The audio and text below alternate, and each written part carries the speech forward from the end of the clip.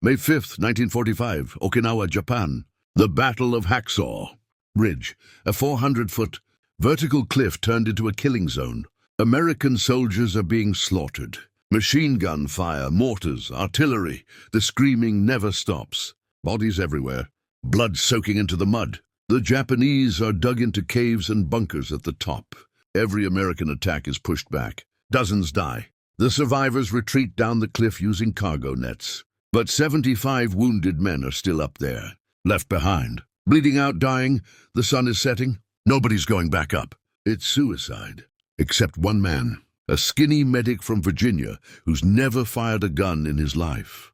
His name is Desmond Doss, and he's about to do something impossible while his entire company retreats down the cliff. Desmond Doss stays behind, alone, on top of Hacksaw Ridge, surrounded by Japanese soldiers, in the dark, with no weapon. Just his medic kit and a prayer. For the next 12 hours, Desmond Doss will drag wounded soldiers to the edge of the cliff one by one, tie them to a rope, lower them down 400 feet to safety. He'll do this 75 times, dodging bullets, hiding from enemy patrols, praying the same prayer over and over. Dear Lord, please help me get one more, just one more. By dawn, he'll have saved 75 lives, and he'll become the first conscientious objector in American history to receive the Medal of Honor. But here's what makes Desmond Doss's story even more incredible. Everyone thought he was a coward. His own commanders tried to get him kicked out of the army. Soldiers in his unit beat him, called him weak, yellow, a disgrace, because Desmond Doss refused to hold a gun, refused to kill, even in war, even when his life depended on it. This is the story of how the most unlikely soldier became one of the greatest heroes of World War. T.Q. Desmond Thomas Doss was born February 7th, 1919, in Lynchburg, Virginia. Poor family. Seventh-day Adventist, deeply religious, the kind of religion that shaped everything. No work on Saturday, no drinking, no smoking, and absolutely no killing. The fifth commandment, thou shalt not kill. For Desmond, this wasn't just a suggestion. It was the foundation of his entire worldview. When Desmond was young, something happened that cemented this belief forever. He got into a fight with his older brother Harold. Typical kid stuff, roughhousing that got out of hand. Desmond grabbed a brick, hit Harold in the head. Harold collapsed. Blood everywhere. For a moment, Desmond thought he'd killed his own brother. Harold survived. But Desmond never forgot that moment. The horror of almost taking a life. From that day forward, he swore he would never harm another human being, no matter what. Then came December 7th, 1941, Pearl Harbor. Japan attacks. America enters World War II. Young men across the country are enlisting. Patriotic fever sweeps the nation. Desmond Doss wants to serve too. He loves his country, wants to do his part. But there's a problem. He won't carry a gun, won't kill. His religious beliefs won't allow it. Most conscientious objectors refused military service entirely. They stayed home, or went to prison, or did alternative service like farming or hospital work. But Desmond Doss wasn't like other conscientious objectors. He didn't think war was wrong. He didn't think soldiers were wrong. He just believed that he personally couldn't kill, but he could help. He could save lives. So in April 1942, Desmond Doss enlisted in the United States Army as a medic, a non-combatant. He'd go to war. He'd face the same dangers as everyone else. He just wouldn't carry a weapon. The Army didn't know what to do with him. Basic training at Fort Jackson, South Carolina. Desmond shows up. Refuses to train with rifles. Refuses to do weapons drills on Saturday because of his Sabbath. His drill sergeants think he's insane. His fellow soldiers think he's a coward. The harassment starts immediately. They call him coward, weakling, yellow belly. They steal his Bible, vandalize his bunk. Some of the men beat him, try to force him to quit. His commanding officer, Captain Glover, tries to get him discharged. Section 8, mentally unfit for service. Desmond refuses to quit. He'll do everything else. He'll train harder than anyone, carry more weight, run faster. But he won't touch a gun. The Army tries everything, threats, intimidation. They try to court-martial him for refusing orders. But Desmond has the law on his side. Conscientious objector status. He has the right to serve without bearing arms. Eventually, the army gives up. They can't kick him out, so they make him a medic, assigned to the 77th Infantry Division. B Company, 1st Battalion, 307th Infantry Regiment. His unit is being prepared for deployment to the Pacific. They're going to fight the Japanese.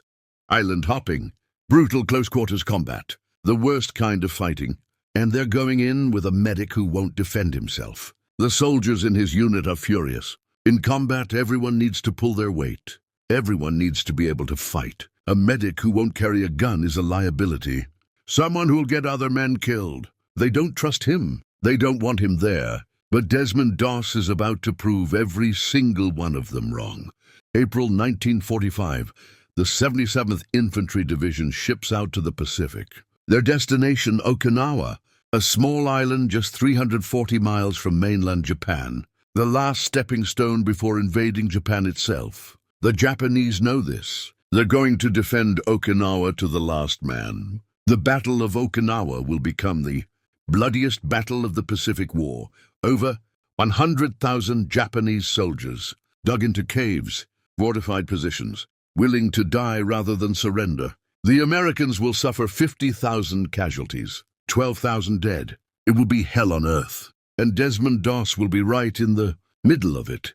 The 77th Infantry lands on Okinawa on April 26, 1945. At first, the fighting is manageable.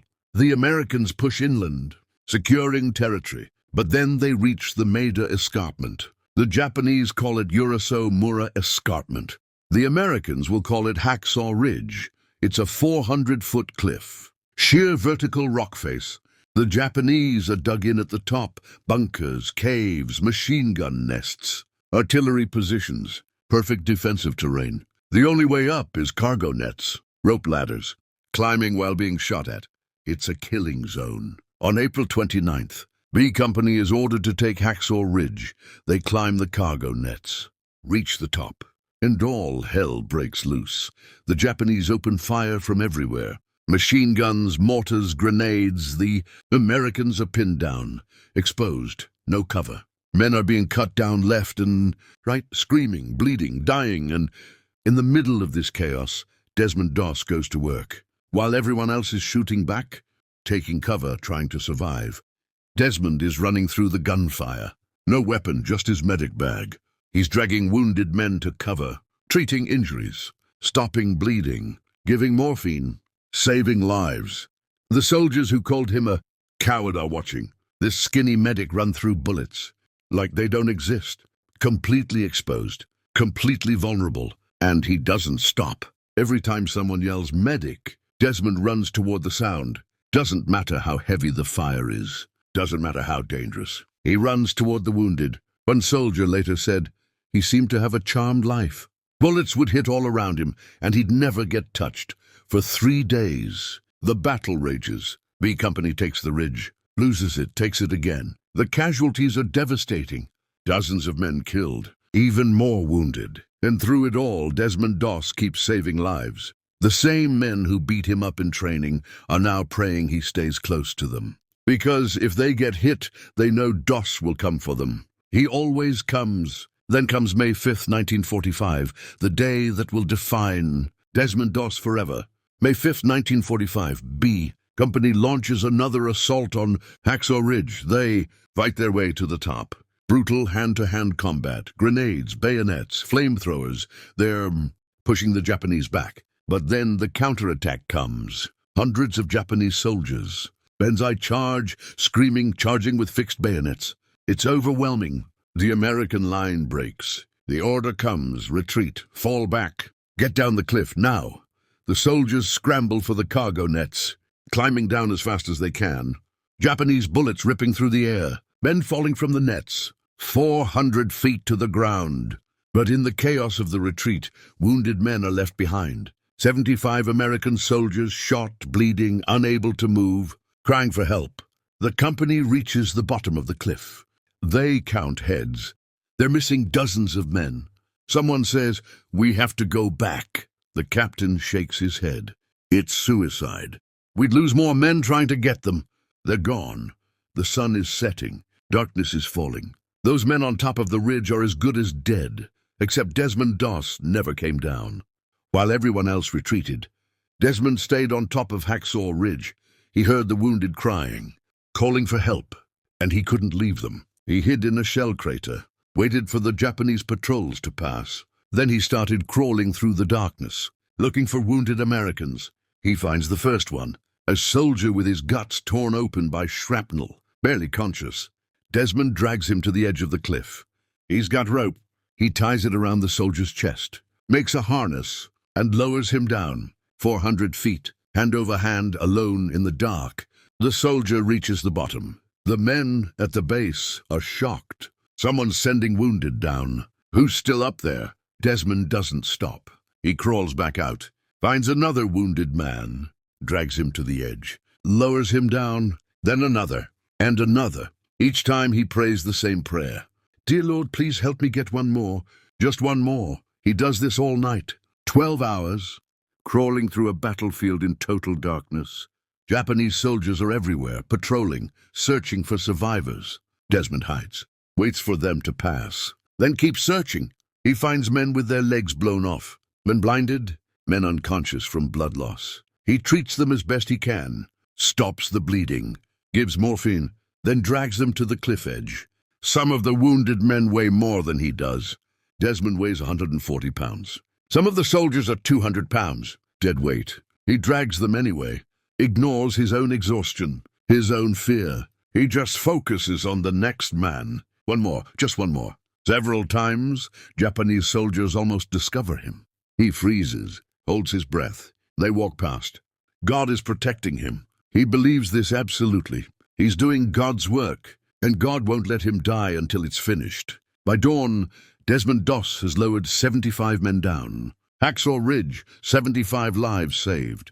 In one night, alone, unarmed, the men at the bottom are in shock. They count the wounded coming down. They can't believe it. One man did this. The coward. The man they beat up. The man they said would get them killed. He just saved 75 of their brothers. When the sun rises, B Company climbs back up the ridge. They find Desmond collapsed from exhaustion, dehydrated, hands bloody from the rope. But alive! The soldiers gather around him. These men who hated him, who called him yellow, who wanted him gone. They're looking at him differently now. One soldier says, Doss, you're the bravest son of a bitch I've ever seen. Another says, I'm sorry for everything. You're a better man than any of us. From that moment on, nobody questions Desmond Doss. Nobody calls him a coward. They call him a hero. But Desmond's war isn't over. The battle for Okinawa continues. On May 21st, 1945, Desmond is treating wounded near a cave entrance. A Japanese grenade rolls out, lands right next to a wounded soldier. Desmond doesn't hesitate. He throws himself on top of the wounded man. The grenade explodes. Shrapnel tears into Desmond's legs. 17 pieces of metal embedded in his flesh, both legs shredded. He's bleeding heavily, in excruciating pain. Other medics run to help him. They start treating him, getting him ready for evacuation. They put him on a stretcher, start carrying him to the aid station. Then they come under fire. Everyone takes cover. The stretcher bearers drop Desmond's stretcher. They have to take defensive positions. Desmond is lying there, exposed, bleeding. Then he sees another soldier get shot, wounded, screaming. Nobody can reach him. The fire is too heavy. Desmond rolls off his own stretcher, crawls to the wounded soldier, treats him, drags him to cover. Then Desmond gives the other soldier his stretcher. Take him first, Desmond says. He's worse off than me. They carry the other soldier away. Desmond waits, still bleeding, still in pain. Hours later, they come back for him, finally getting him to the aid station. He's on the stretcher, being carried. Then a Japanese tank appears, opens fire. Everyone scatters. Desmond is dropped again. He rolls into a ditch. His left arm is shattered by a bullet, compound fracture. Bones sticking out of his skin. He's lost a massive amount of blood. He's going into shock, but he doesn't scream, doesn't cry out.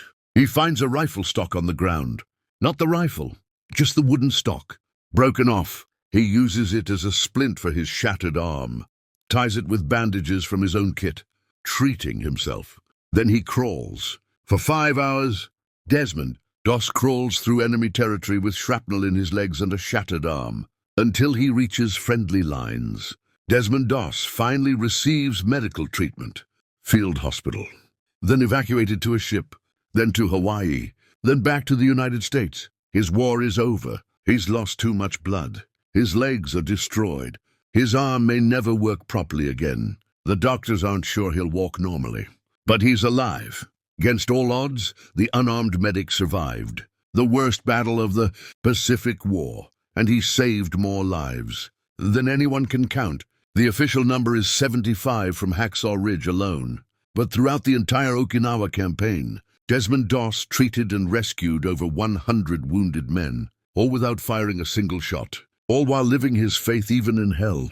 The army couldn't ignore what he'd done. The recommendations poured in. Every officer who witnessed Desmond's actions at Hacksaw Ridge wrote letters. Every soldier he saved testified. The Medal of Honor nomination went through. Fastest approval in history. October 12, 1945.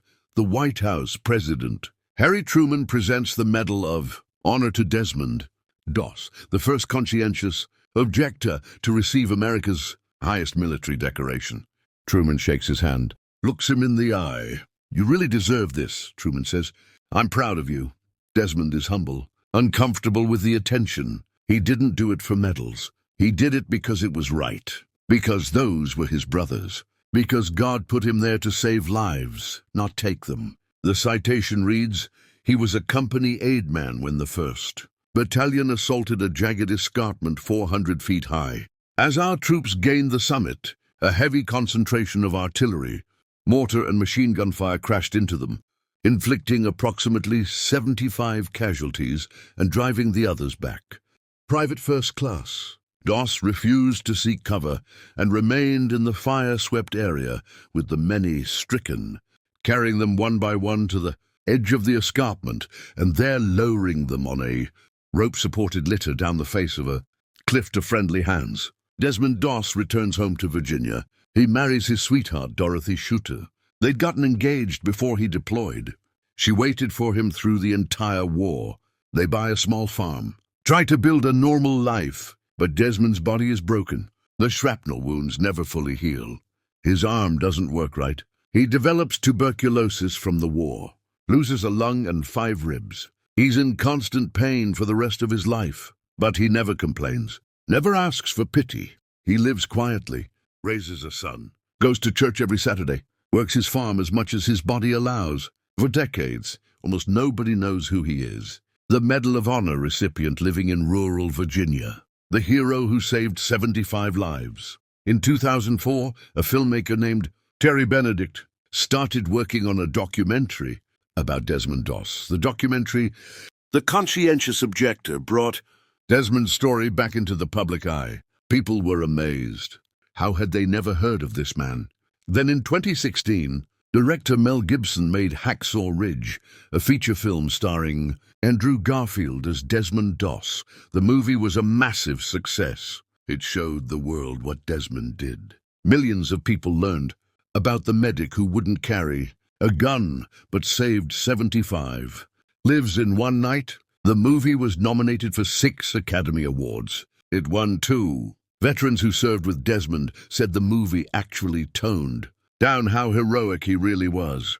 The real events were even more incredible. By the time the movie came out, Desmond had already passed away. March 23, 2006. He died at his home in Alabama, age 87, surrounded by family at peace. He'd lived a long life despite his war wounds. He'd stayed true to his faith until the very end. Here's what makes Desmond Doss's story so powerful. He was called a coward for refusing to carry a gun. People said he was weak, that his faith made him useless, that he'd get other men killed. They were completely wrong. Desmond Doss proved that courage has nothing to do with weapons, that you don't need to kill to be a hero. That faith, real faith, makes you stronger than fear.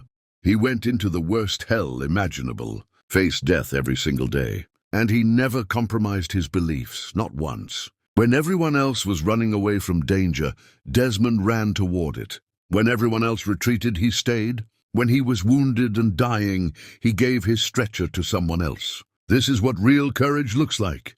There's a moment in the movie where Desmond's captain asks him, "How do you do it? How do you run into fire without a weapon?" Desmond's answer is simple. With the world so set on tearing itself apart, it doesn't seem like such a bad thing to me to want to put a little bit of it back together. That's what Desmond Doss did.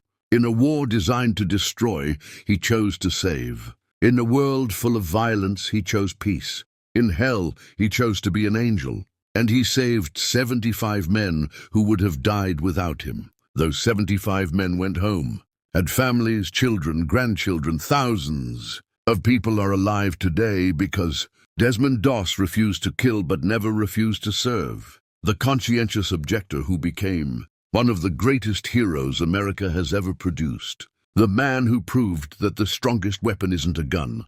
It's faith, it's courage, it's love for your fellow man. That's the legacy of Desmond Doss, and that's a legacy worth remembering.